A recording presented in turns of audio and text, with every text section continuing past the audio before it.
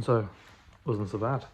I've even come out with some breakfast or lunch, I don't know, and the sun is shining, kind of, or more specifically, it's not pouring with rain, it's daytime, and everything's different. I'd quite like to reach Trondheim today, which is 8 hours away. That's quite possible, and it's a nice kind of halfway point. I have a friend whose place I can stop at as well, which means I don't have to sleep in the Defender, because I'm not sure what the state of the Defender is going to be like after last night's rain.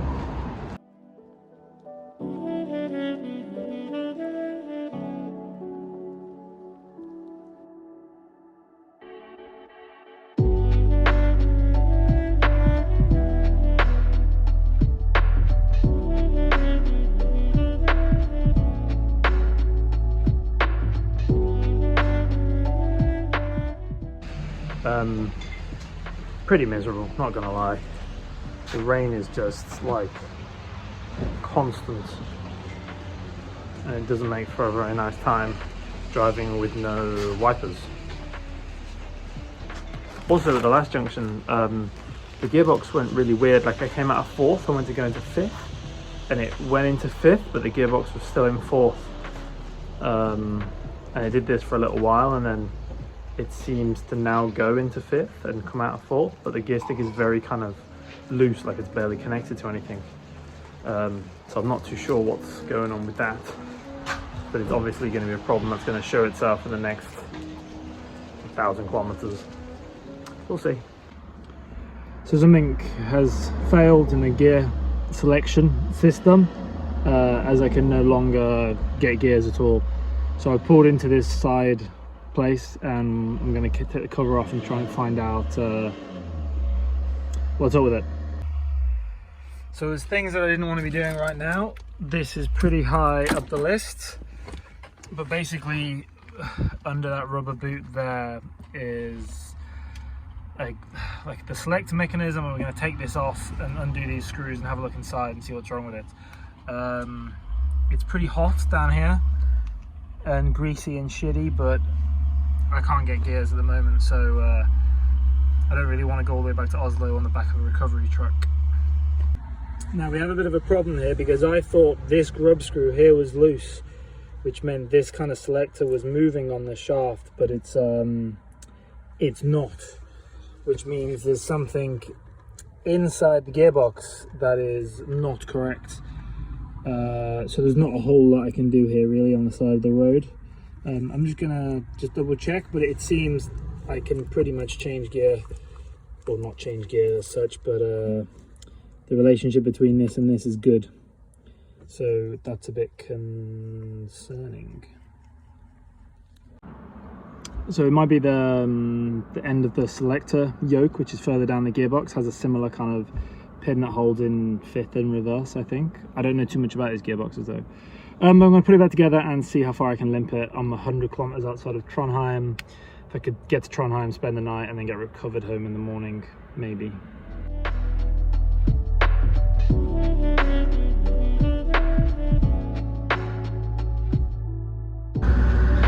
So I'm limping around Trondheim using the transfer box because I'm stuck in 4th. So I've got transfer high and low in 4th, and it's challenging to say the least.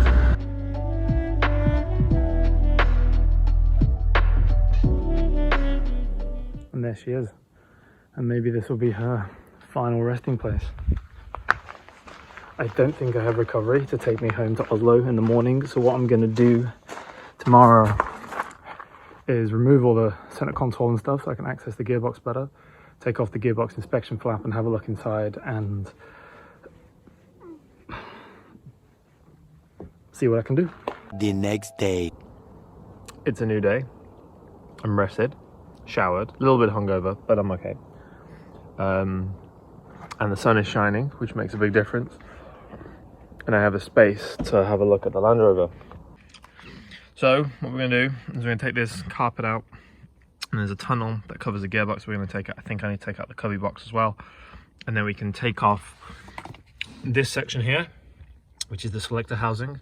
Not just the top part that I took off yesterday, but the whole thing that goes underneath the gearbox. And then we can have a look inside the gearbox and see what's going on. So we've taken the main cover off at the center of the gearbox, which now exposes the gearbox here, which is basically in two parts, with the two parts of transmission and then the transfer box behind it. Here on top we have the selector level housing, lever housing, with transfer box operation here with some pretty sloppy bushes, but that's a job for see that bush there, look, that's a job for another day.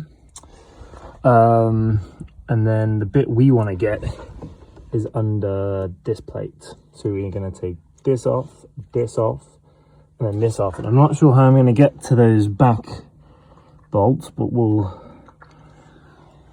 cross that bridge when we get to it. Good news and bad news. I've removed the top of the selector housing, which is sat over there, and just as I suspected, there are this selector fork here, which is, this goes into this input shaft, not input shaft, select shaft, which actually then changes the gearbox back here, isn't attached to anything, which is why I've not been able to get any gears. Now you can see there's a grub screw hole here, which is supposed to line up with here. So the question in everybody's mind then is, where is the grub screw? Somewhere inside here. Now, if I can find the grub screw, then I can continue on my journey, I think. As long as I can get it back together. I'm not sure how I'm going to get the grub screw back in, but I just need to find it first. So that's the first challenge. But this is semi-good news, because it means the inside of the gearbox hasn't shit itself and like the lay shaft hasn't failed or something. So we'll see. This is quite a complicated like process for something that doesn't need to be, but whatever. Who am I to question British engineers? I mean, at least the weather's nice. Could be doing this in the rain, and I have leftover pizza from last night as well, so that helps a lot. Rub screw from a bolt that I cut down and filed like a thing into it, a groove. So I'm going to try and use this. It's not perfect, but it should be right to get me home, as long as I can get this back in. See, I've taken the reverse switch out from here, so I should be able to come in from here with a screwdriver or something and tighten it up. We'll try though, I'm not so sure. So, we're back on the road, heading back towards Oslo. All is well so far, and to be honest, I think it will be okay. There's just a small risk that the grub screw that I made will work its way back out again because it wasn't tight enough, or the shape is wrong, or there's a couple of reasons why it might, just from the vibrations of the Land Rover. And also, obviously, every time I change gear, it's putting that little screw under increased load. So I'm trying to avoid gear changes. I'm sat in fifth now and wafting along. There's medium amounts of traffic, but it should be okay. There's 450 kilometers to go to Oslo, about 6 hours, 5 and a bit hours or something. But yeah, it should be okay as long as nothing. I still haven't got any wipers, obviously, but this is a minor issue now. As long as I can be in fifth gear, it's okay. Fucking Land Rovers.